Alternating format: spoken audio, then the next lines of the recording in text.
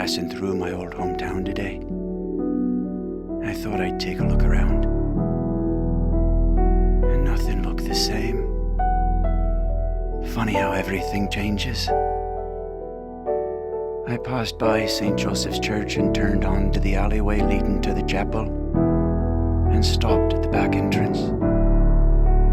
I could still see my mother whisking my sisters and I up the stairs as we snuck through it, hoping no one would notice we were late. That always bothered my mother. I'm sure God would have forgiven her. After all, she had 4 little buggers to tend to get out of bed and fed and fancied up in their Sunday best. But it wasn't the Lord's wrath she feared. It was the old biddies of the congregation whose idea of doing the Lord's work came more in the form of judging you than helping you. And after church, we'd run to the bell tower and ring the hell out of them bells to let the whole town know the Spirit was in us. In truth, we were just happy to be done with praying, so we could get on with playing. I parked and went inside. I walked through the long nave where rows of pews were once filled with a congregation of worshippers, all sharing the spiritual belief in something greater. I looked up at the once carefully crafted spider-vaulted ceiling, now chipped and cracked.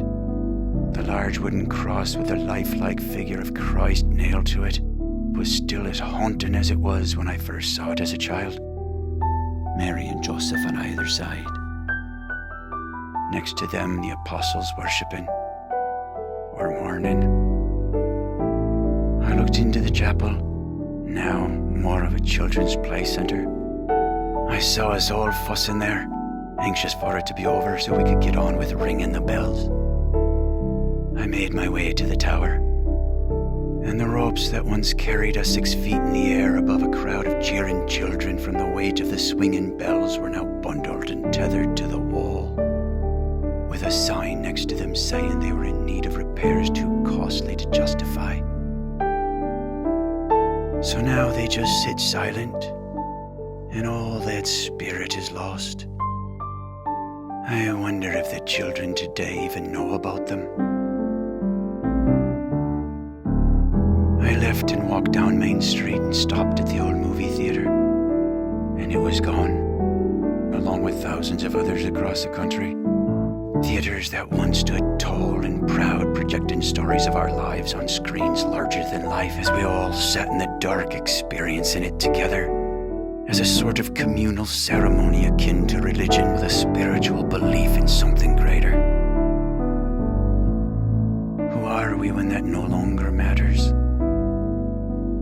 Only time will tell.